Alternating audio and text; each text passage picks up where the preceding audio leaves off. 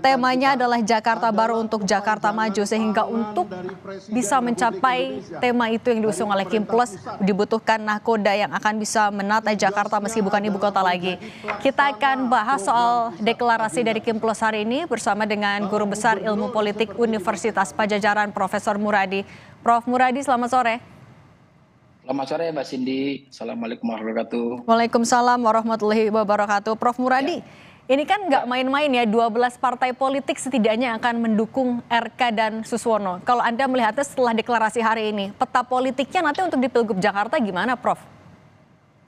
Ya, yang pasti pilihannya bukan, skenario bukan 3 lagi. Kalau awal kan skenario pertama dengan Pak Anies, kemudian VX ya, yang kedua itu dengan independen, yang ketiga kota kosong. Jadi sekarang itu peluangnya hanya tinggal kota kosong dan independen. Nah, independen ini kan juga masih dalam proses apakah nanti akan di-proof atau malah kemudian ada perkembangan baru. Karena publik juga pada akhirnya kan kecewa betul ya, terutama di Jakarta, karena kalau melihat dari survei beberapa lembaga termasuk terakhir SMRC, itu kan memang hampir semua partai yang sekarang bergabung itu adalah memiliki pendukung Anies yang cukup besar. Artinya memang buat saya ini juga menjadi salah satu tantangan serius buat RK dan Suswono nanti kalau memang betul-betul mereka akhirnya menghadapi kota kosong dan atau misalnya melawan calon independen. Oke, nah Prof, kalau tadi ada sebut sebenarnya ada masyarakat yang bisa jadi kecewa karena tokoh yang diinginkan yang tidak jadi maju. Kalau itu kan tadi dari peta politiknya, tapi artinya kalau dari gejolak di masyarakatnya akan adakah untuk menanggapi partai politik yang 12 ini maju di Kim Plus? Ya, yang paling di depan mata sebenarnya Mbak Cindy itu adalah orang kemudian merasa bahwa partai politik tidak lagi bisa menjadi satu tumpuan harapan untuk mendapatkan kader atau orang yang dianggap mampu memiliki kemampuan untuk mengelola satu daerah termasuk di Jakarta. Ini buat saya kira ini menjadi salah satu kemunduran demokrasi ya. Buat saya sebenarnya akan baik kalau misalnya kalau saya jadi RK atau Pak Suswono itu bertarung dengan Pak Anies misalnya, apakah Anies Rano Karno atau Anies Sohibul Iman dan sebagainya misalnya, kira-kira gitu ya. Artinya Pak inti dari demokrasi adalah kontestasi.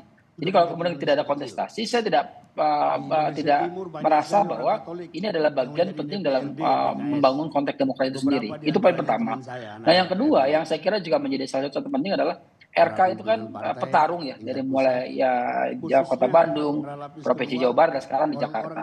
Artinya kemudian akan ada satu dinamika yang sebenarnya membuat yang bersama harusnya juga berpikir 2 kali. Kenapa? Karena konteks menang itu jauh lebih punya harga diri secara politik ya, ketimbang misalnya dikondisikan untuk tidak melawan calon yang dianggap punya potensi untuk menang. Ini yang saya kira menjadi salah satu titik kritis pilkada terutama di Jakarta ya. Kalau ini kemudian terjadi di Jakarta dan kemudian mohon maaf bisa diikuti oleh daerah lain, itu menjadi satu dinamika yang saya kira buat publik akan menjadi hal yang tidak cukup baik, terutama misalnya mendapatkan kader atau figur yang bisa dianggap mampu memimpin daerahnya masing-masing begitu Mas.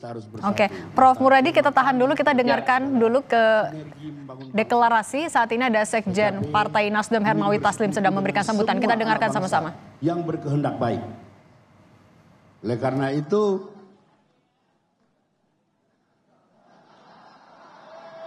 sengaja karena lihat dia saya sebut PKB biasa. Kita tidak sabar mendengar banyak pidato lain. Saya cuma ingin mengatakan satu hal. Jakarta Baru, Jakarta Maju atau Jakarta apapun setelah kita punya ibu kota baru harus tetap mencerminkan keindonesiaan. Jadi pluralisme, kemajemukan harus dipertahankan. Ini juga pesan Nasdem kepada Pak RK, Kang RK 5 tahun yang lalu ketika kami mendukung beliau maju sebagai Pilgub Jawa Barat, bagaimana mempertahankan keindonesiaan. Itu tidak mudah.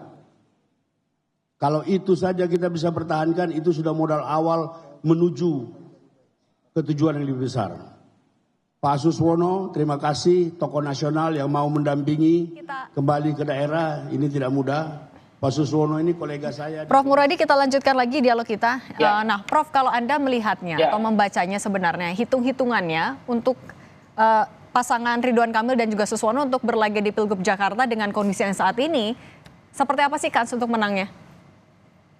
Kalau lawannya independen, saya kira peluang menangnya bisa 70% ya, 60-70%. Jadi mungkin koalisi Indonesia Maju Plus itu punya waktu hampir 2 bulan untuk bisa mengkondisikan kota Jakarta. Tapi jangan lupa di Jakarta itu kelas menengah yang agak rewel ya. Dia tidak kemudian mudah untuk kemudian mohon maaf bisa diiming-imingi sembako gitu, tidak bisa sebat situ. Ada hal yang lain yang kemudian bisa memberikan stimulasi. Itu poin pertama. Jadi kalau lawannya independen saya kira memang tidak terlalu susah untuk memenangkan. Saya kira skenario Solo bisa dilakukan dalam arti bahwa memang bisa menangkan di atas 80%. Itu poin pertama Mbak Cindy. Yang kedua, kalau memang nanti kemudian pada akhirnya independen kemudian dibatalkan gitu katakanlah, ini kan publik masih berharap emas itu, maka kota kosong ini peluangnya malah 50-50. Bisa jadi kemudian Pak RK dan Pak Suwono ini bisa kemudian kalah melawan kota kosong, dan itu saya kira menjadi pukulan telak terutama buat legitimasi Pak Jokowi sendiri dan juga kemudian nanti untuk pengawalan Pak Prabowo di pasca Oktober 2024 begini. Artinya nggak masalah ya, meskipun kan kita tahu elektabilitas tertinggi sebelumnya Anies Baswedan dan Ridwan Kamil cukup signifikan perbedaannya. Artinya elektabilitas yang tidak setinggi itu ditambah juga Pak Suswono kan juga namanya baru muncul, itu tidak akan menghambat menangnya calon yang diusung oleh Kim Plus artinya ya? Ya kalau lawannya independen kita sama-sama paham, Pak Dharma kemudian Pak Kun juga kan bukan orang yang kemudian secara normatif melakukan kampanye masif ya. Saya katakanlah hampir tiap minggu ke Jakarta, biasanya kan ada poster, foto dan sebagainya. Hampir saya nggak menemukan poster dan foto yang kemudian dilakukan oleh Pak Dharma dan Pak Kun. Itu poin pertama. Jadi kalau mungkin misalnya, ya tadi saya bilang masih ada waktu 2 bulan untuk kemudian mereka untuk mengkondisikan. Yang kedua ini ya saya kira perlu kemudian di-challenge juga ya.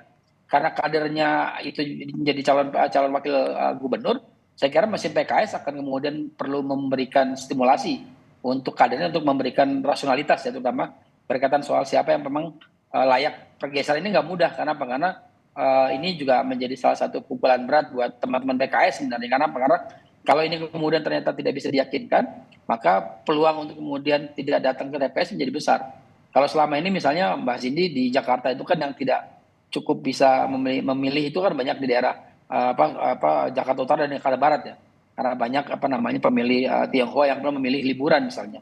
Nah hari ini mungkin kalau misalnya kemudian teman-teman PKS nggak bisa mampu meyakinkan kader dan simpatisannya, saya kira ini akan bertambah besar. Dan kalau itu yang kemudian besar, katakanlah mirip saja suaranya dengan yang dimiliki oleh RK nanti kalau misalnya pas pilkada di November, saya kira itu jadi pukulan yang nggak cukup baik buat koalisi 12 partai. Jangan lupa bahwa pilkada itu figur bukan partai politik. Makanya kemudian peran partai yang punya mesin politik yang cukup baik itu bisa menjadi salah satu stimulasi untuk mendorong proses pemenangan itu sendiri gitu, Mbak Cindy.